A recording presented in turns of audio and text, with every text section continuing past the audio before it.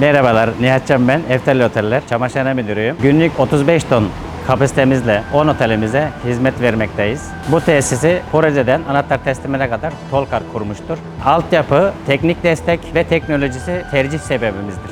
Tolkar adına da teşekkür ederim.